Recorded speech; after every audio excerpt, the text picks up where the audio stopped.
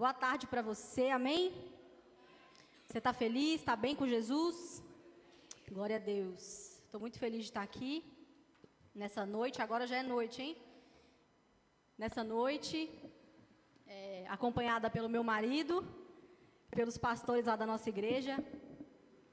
E eu tenho uma palavra aí para você que Deus colocou no meu coração já há algumas semanas. Amém? A Rose falou que a gente pode ir até às 9, é isso? Mentira, estou brincando. Você está preparado para fazer uma vigília, amém? Glória a Deus. Amém.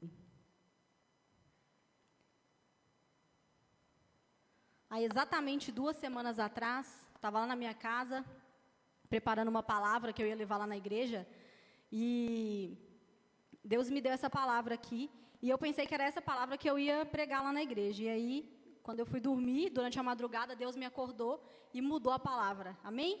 Isso acontece às vezes, nas melhores famílias. Deus muda o cenário, porque não é a gente que manda, é Deus, amém?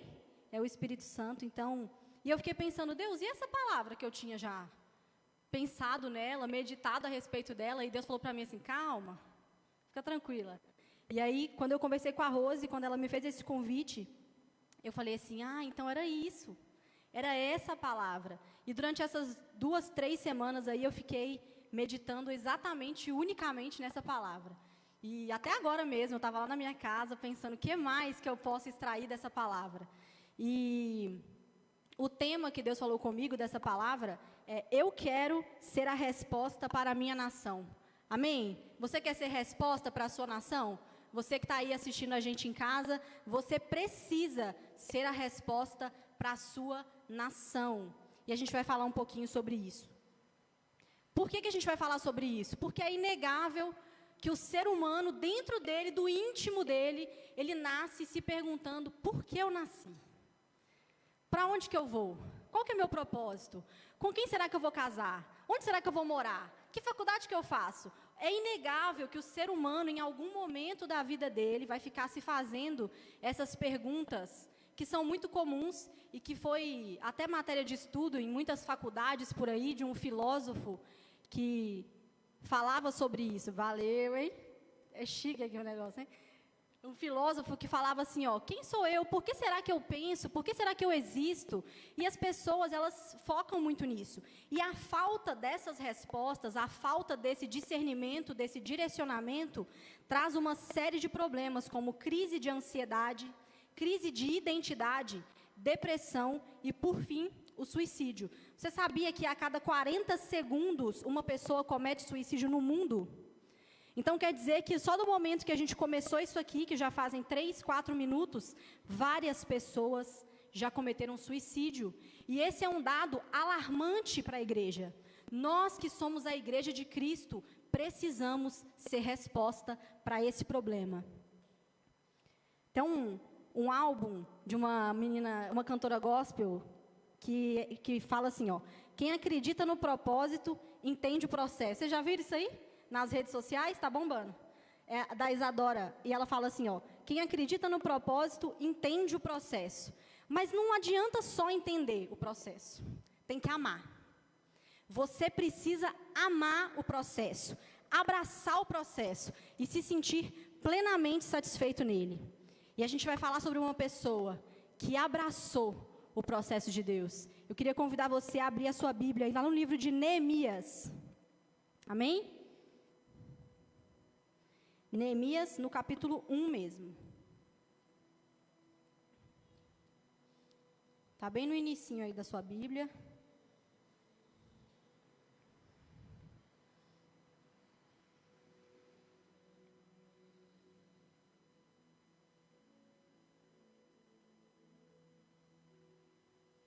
Amém? Vamos lá. Neemias, capítulo 1, diz assim, As palavras de Neemias, filhos de Acalias, no mês de Quisleu, no 20º ano, enquanto eu estava na cidade de Suzã, Anani, um dos meus irmãos, veio de Judá com alguns outros homens, e eu lhes perguntei acerca dos judeus que restaram, os sobreviventes do cativeiro, e também sobre Jerusalém.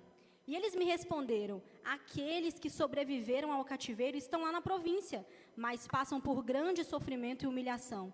O muro de Jerusalém foi derrubado e as suas portas foram destruídas pelo fogo. Quando ouvi essas coisas, sentei-me e chorei.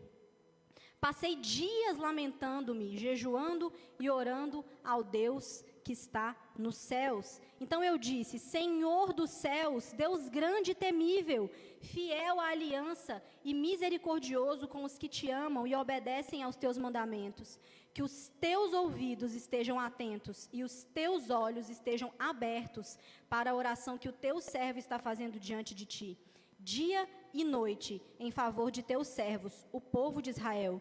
Confesso os pecados que nós, os israelitas, temos cometido contra si. Sim, eu e o meu povo temos pecado. Agimos de forma corrupta e vergonhosa contra ti. Não temos obedecido aos mandamentos, aos decretos e às leis que deste ao teu servo Moisés. Lembra-te agora do que disseste a Moisés, teu servo. Se vocês forem infiéis, eu os espalharei entre as nações, mas se voltarem para mim, obedecerem aos meus mandamentos e os puserem em prática, mesmo que vocês estejam espalhados pelos lugares mais distantes debaixo do céu, de lá eu os reunirei e os trarei para o lugar que escolhi para estabelecer o meu nome. Estes são os teus servos, o teu povo, tu os resgataste com teu grande poder e com teu braço forte. Senhor, que os teus ouvidos estejam atentos à oração deste teu servo e à oração dos teus servos que têm prazer em temer o teu nome. Faze com que hoje este teu servo seja bem-sucedido, concedendo-lhe a benevolência deste homem. Nesta época, eu era copeiro do rei. Amém? Esse capítulo 1 de Neemias vai te dar aí um panorama geral do que estava acontecendo naquela época. Eu vou te situar. Depois que Salomão morre, o reino é dividido em reino do norte e reino do sul. O reino do sul era a nação de Judá, que tinha por capital Jerusalém. O reino do norte era Israel, que tinha por capital Samaria. E é nesse contexto, no meio de um cativeiro babilônico, que Neemias fica sabendo que o muro de Jerusalém tinha sido derrubado e as portas da cidade haviam sido queimadas. A Bíblia vai dizer que Neemias, quando sabe dessa informação, ele senta e chora. Ele lamenta por causa de uma nação. Eu queria lembrar você que Neemias era copeiro do rei. Amém? Copeiro, se você for ver lá, a tradução é isso aqui, ó. Serve mesa, prepara suco, pequenas refeições, cuida da copa, lava a louça, tira a mesa. O copeiro conhece com profundidade aquilo que ele desempenha. Mas mais do que isso, Neemias naquela época deveria evitar que o rei fosse envenenado. Tudo aquilo que chegava para o rei beber, Neemias ia lá e bebia. É igual aqui, eu vou pedir alguém para beber uma água que falo, vê se está boa essa água aqui, não está batizada. Alguém vai beber, se morrer, o copeiro, amanhã faz 2 dias. O rei precisava ser preservado. Então Neemias era um homem de confiança do palácio. Ele era o cara que cuidava da comida e da bebida do rei. Esse cara era muito importante. Mas Neemias, quando fica sabendo o que está acontecendo lá em Israel, ele chora, ele se compadece. Sabe por que ele faz isso? Porque o chamado de Neemias, o propósito que Deus tinha para Neemias não era ser copeiro. O propósito de Deus para Neemias era ser restaurador de uma nação. Mas ele precisava passar por um processo. O processo de Neemias era ser copeiro. Era servir mesa, era limpar a mesa, era provar bebida, era provar comida. Talvez você olhe e fala, que belo processo, que ruim, ser copeiro uma vida inteira, servir um rei, que você sabe que o rei dos reis, o maior rei de todos, nem quis ser servido, e você está ali servindo aquele cara todo dia. Mas Neemias abraçou o processo. Neemias não era engenheiro, não era arquiteto, ele era copeiro. Ou seja, quando a gente se posiciona para fazer aquilo que Deus mandou você fazer, a capacitação para você fazer aquilo, a habilidade que você precisa, vem de Deus. Não é uma habilidade comum. A habilidade que o Neemias tinha era servir mesa. Não era construir muro. Neemias não era pedreiro, não tinha familiaridade nenhuma com construção. Mas o propósito da vida dele era ser restaurador de uma nação.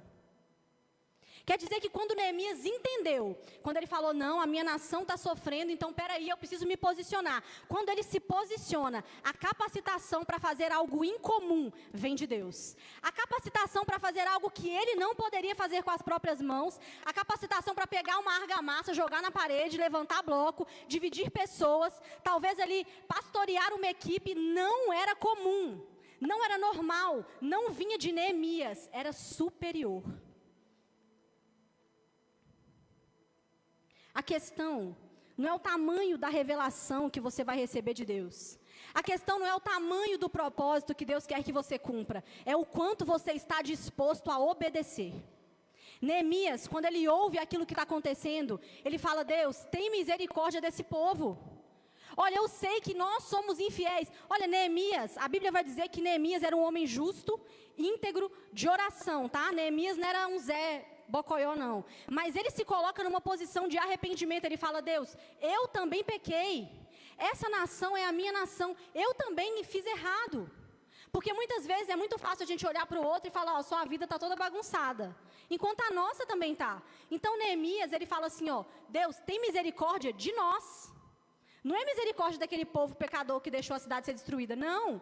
Misericórdia de nós. Porque quando você se coloca nessa posição de arrependimento, meu irmão, Deus, Ele vai inclinar os seus ouvidos para te ouvir. Sabe por quê? A Bíblia vai dizer que Deus não rejeita um coração quebrantado e contrito na presença dEle. E foi exatamente isso que Neemias fez.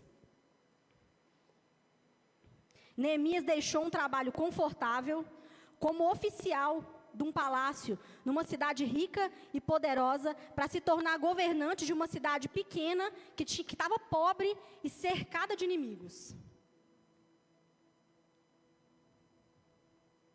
Vou ler para você aqui um pedacinho do capítulo 2, não precisa abrir. Diz assim, ó, no mês de Nisan, do 20º ano do rei Artaxerxes, na hora de servir-lhe o vinho, levei ao rei. Nunca antes eu tinha estado triste na presença dele. Não, você não entendeu, vou falar de novo. Nunca antes eu tinha estado triste na presença dele. Sabe o que isso ensina para mim e para você? Sabe quando te pedem para vir aqui, deixar um copo aqui, você vem assim, ó? Sabe quando te pedem para passar um pano aqui nas cadeiras, para desinfectar? Sabe quando te pedem para fazer alguma coisa que talvez nem seja a sua função, e você faz, mas faz com preguiça? Assim? Neemias está dizendo assim, ó, eu nunca antes, sabe o que é nunca? É nunca. Nunca é nunca. Nunca teve um capítulo como esse, ele fala, nunca eu tinha estado triste na presença dele. Quer dizer que Neemias podia estar caindo o mundo aqui, ó. Ó, copeiro. O rei vinha, copeiro, aí, ó, alegria. Podia estar querendo jogar água na cara do rei aqui, ó. Ó, copeiro. Por isso o rei me perguntou, por que o seu rosto parece tão triste, se você não está doente? Essa tristeza só pode ser do coração. Com muito medo eu disse ao rei, que o rei viva para sempre. Como não estaria triste o meu rosto, se a cidade em que estão sepultados os meus pais está em ruínas, e as suas portas foram destruídas pelo fogo? O rei me disse, o que você gostaria de pedir? Então orei ao Deus do céu. Ó, Neemias era copeiro, tá? Tinha intimidade com o rei, ele era brother do rei. Mas no momento em que o rei pergunta para ele assim, ó, tá, mas o que você quer com essa conversa? Ele para e vai orar. Eu imagino que pode ter sido uma oração de 5 segundos. Porque quando o rei perguntou, ele poderia ter falado prontamente, ó, o negócio é o seguinte, minha cidade está destruída, eu quero ir lá. Que óbvio. Mas não. A Bíblia vai dizer assim, ó, que ele para, ora. Orei ao Deus dos céus e respondi ao rei, se for do agrado do rei, e se o seu servo puder contar com a sua benevolência, que ele me deixe ir à cidade onde os meus pais estão enterrados, em Judá, para que eu possa reconstruí-la. Neemias não era engenheiro, mas queria reconstruir a cidade. Ele queria. era um desejo de ser resposta para um problema que era eminente e que tinha devastado uma nação. Ele queria ser a resposta. Ele falou: Deus, não importa se eu não sei mexer com nada de construção, eu quero ser resposta para esse problema. Qual que era o problema? O muro está destruído. Então eu quero ser resposta, mesmo não sabendo como fazer. E é exatamente isso que o rei, que Neemias faz. O rei pergunta para Neemias assim, ó: quanto tempo você acha que vai durar essa empreitada? E Neemias estipula um prazo lá para ele, marquei um prazo com o rei, que aqui a Bíblia não fala, e ele concordou que ele fosse. Beleza, Neemias foi para Jerusalém. Chegando lá em Jerusalém, Neemias não foi com a mão abanando não, porque ele era muito chegado do rei. Então o rei manda Neemias e manda uma equipe com ele. Fala: não, você não vai sozinho não, que vai que alguma coisa acontece, esse copeiro tem que ser preservado. Então o rei manda Neemias lá para Jerusalém para reconstruir a cidade, e Neemias chega lá para reconstruir, acompanhado, ó, o versículo 9 diz assim, ó: acompanhado de uma escolta de oficiais do exército e de cavaleiros que o rei enviou comigo. Ele não era um cara qualquer não, um cara muito de Deus mesmo. A Bíblia vai dizer depois, para frente aí, que eu não anotei aqui o versículo, mas está lá, você pode ler, que o muro foi terminado em 52 dias. 52 dias a construção do muro foi terminada. Isso é humanamente impossível, porque eram pessoas que não tinham noção nenhuma de construção. Então, no final desse capítulo, que fala que o muro foi terminado em 52 dias, vai dizer assim, ó, que as pessoas da cidade viram que Deus era com ele, porque era impossível reconstruir um muro. Depois você lê lá, você vê. Ele falava: não, Deus está com esse cara, porque não tem condição de construir um muro em 52 dias. E ele constrói esse muro lá em 52 dias. Neemias vai permanecer em Jerusalém, após a construção do muro, por 12 anos, como governador de Jerusalém. A construção do muro de Jerusalém não era o problema. O problema não era reconstruir o muro. Porque isso, Neemias podia ter falado com o rei assim, ó: o negócio é o seguinte, o muro lá da minha cidade caiu. Você não manda uma equipe lá de engenheiro para reconstruir o muro? Gente, o rei era rei.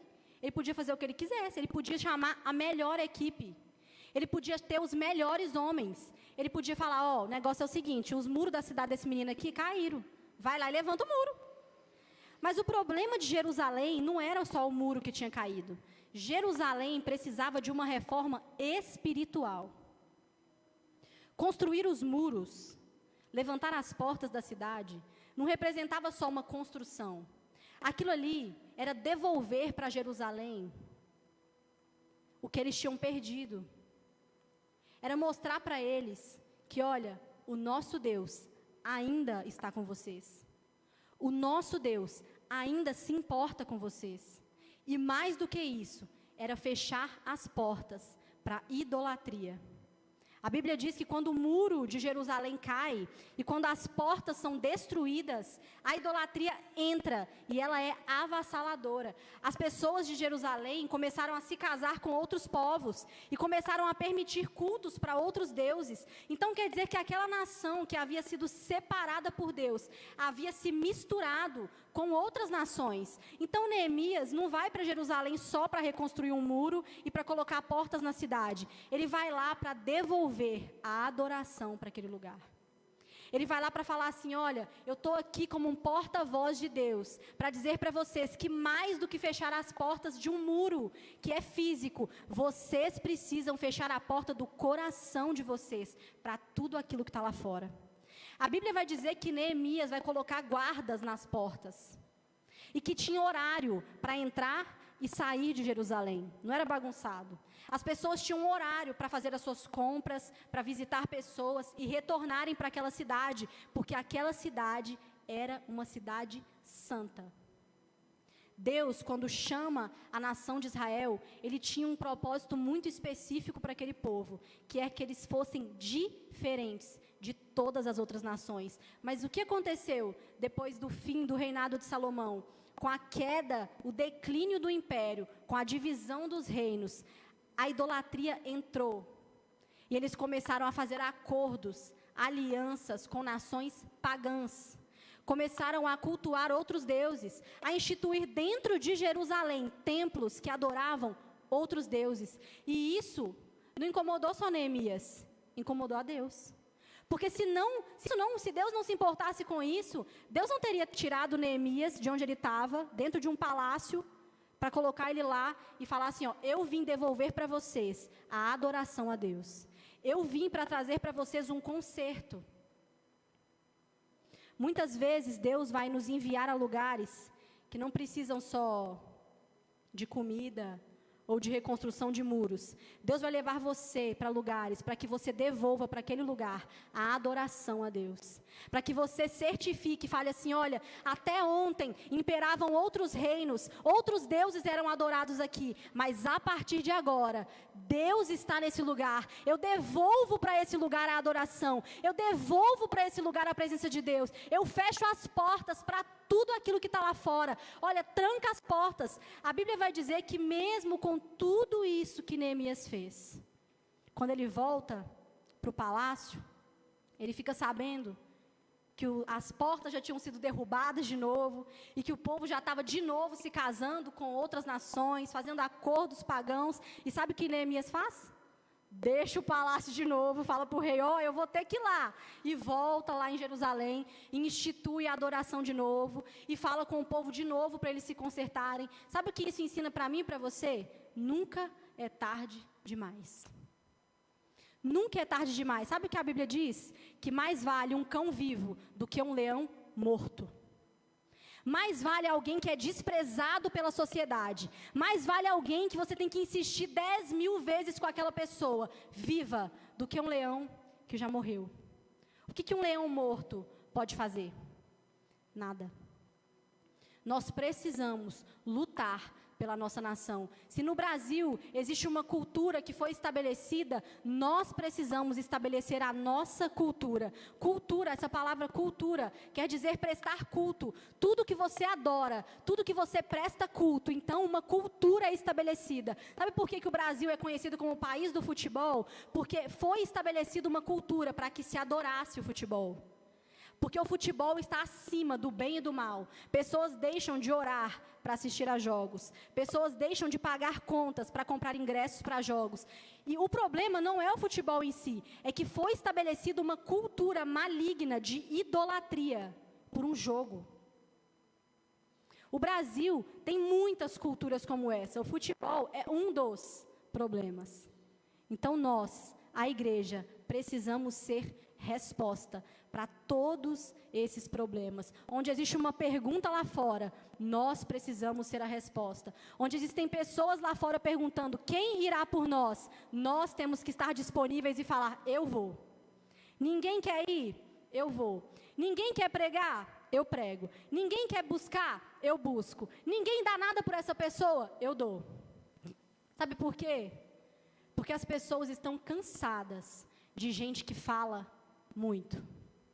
As pessoas estão cansadas de gente que sobe aqui e fala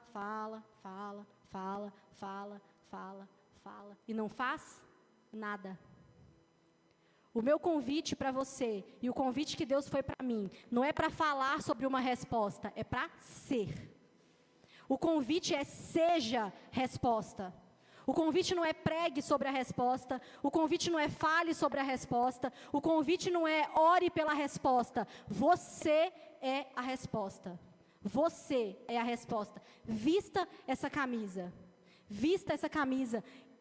Coloque isso na sua cabeça. Olha, a Bíblia diz lá em Deuteronômio que naquela época as pessoas pegavam a Bíblia, partes da Bíblia, e colavam em tudo quanto é lugar. Colava na porta, nas paredes, em tudo quanto é lugar.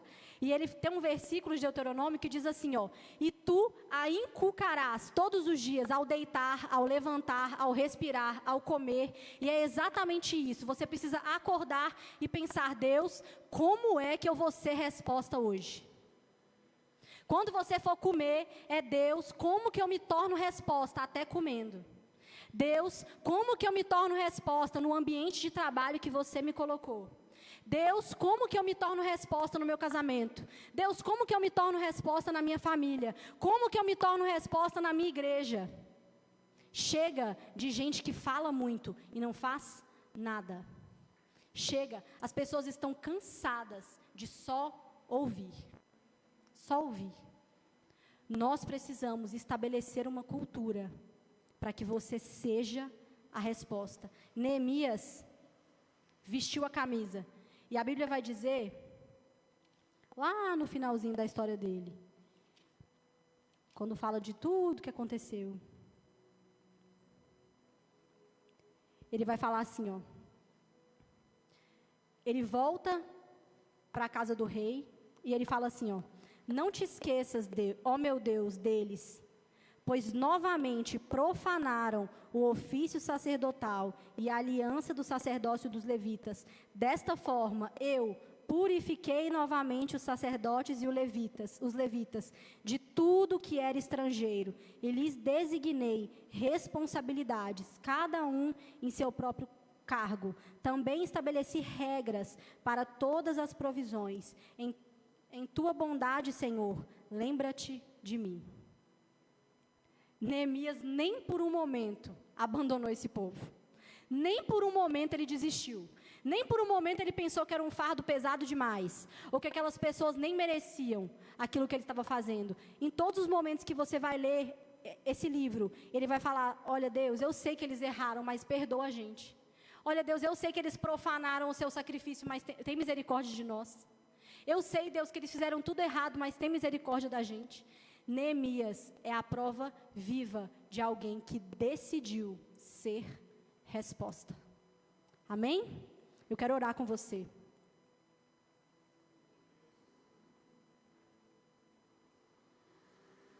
Você que está aqui pode ficar de pé. Você que está na sua casa, aproveita que a gente não está te vendo. Mas se você puder também ficar de pé. Amém?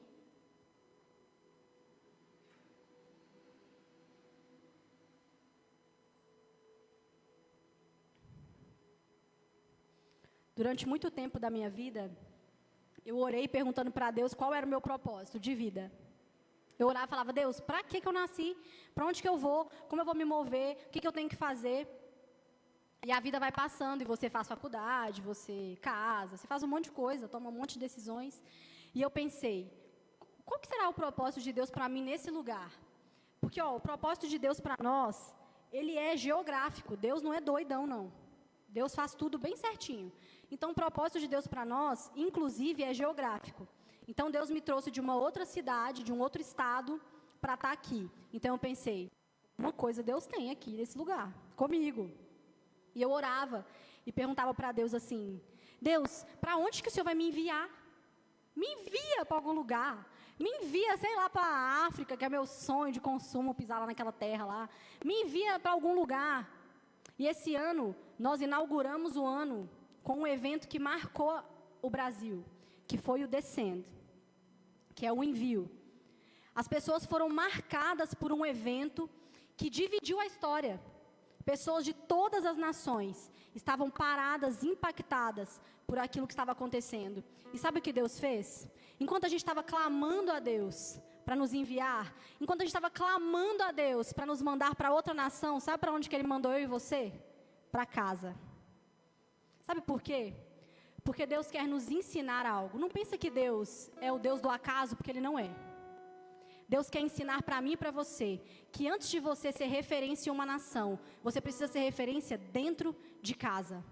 Antes de você querer pregar para pessoas fora, antes de você querer conquistar o mundo, antes de você querer vestir uma camisa e sair pregando por aí, pregue dentro de casa. Seja o melhor para aqueles que estão perto de você. Eu já ouvi pessoas dizerem assim, olha, fulano é uma bênção na igreja, dentro de casa é o Satanás. É muito comum a gente ouvir isso, sabe por quê? Porque essa pessoa não entendeu. Não entendeu que o bem mais precioso que você podia ter está lá dentro de casa. As pessoas mais importantes da sua vida estão lá dentro de casa. As pessoas que amam você, que acolhem você, que respeitam você, que entendem você e mais do que isso, suportam você nos seus piores dias. Estão lá dentro de casa. Então o envio não foi um envio vá e pregue, foi um envio volta e prega. Volta e conserta. Volta e seja a resposta que você quer ver nas pessoas. Esse foi o envio de Deus para nós. Quer um exemplo disso? Essa igreja. Essa igreja começou dentro de casa. Essa igreja começou estabelecendo princípios dentro de casa.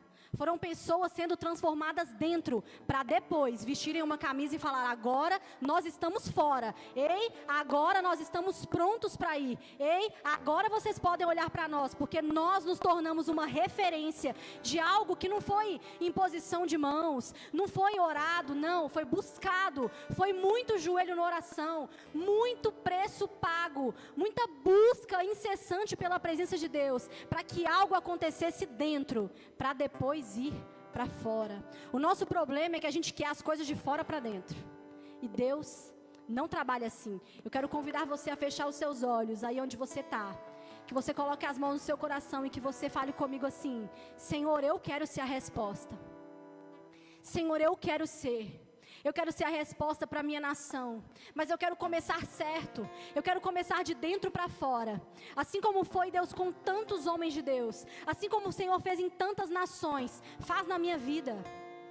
Eu quero me consertar primeiro, eu quero ser melhor primeiro, eu quero ser uma boa filha, uma boa esposa, Deus, uma boa amiga, pessoas que vão olhar para mim como referência antes que eu me torne de fato conhecida. Eu quero, Senhor, no anonimato. Eu quero, Deus, sem que ninguém me conheça, ser conhecida pelo Senhor. Que os céus saibam o meu nome, que os céus glorifiquem aquilo que nós estamos fazendo aqui na terra. Nós queremos, Jesus, ser a resposta para o teu sacrifício, para a tua palavra que diz que o Senhor veria o fruto do seu penoso trabalho e se alegraria. Nós somos essa resposta, nós somos a resposta, nós somos o fruto daquilo que um dia aconteceu na cruz, com os braços abertos, quando você disse para nós que estava consumado. Nós também estamos consumando a nossa vida, nós estamos entregando os nossos melhores dias, os nossos melhores anos, o nosso vigor, a nossa saúde, a nossa juventude, os nossos sonhos, os nossos projetos. Nós estamos entregando tudo diante do Senhor, porque quando comparado à tua presença, isso se torna nada. Nós só precisamos do Senhor, nós precisamos do Senhor todos os dias da nossa vida. Nós estamos aqui porque nós entendemos que nós dependemos da sua presença para nos tornarmos resposta. Amém.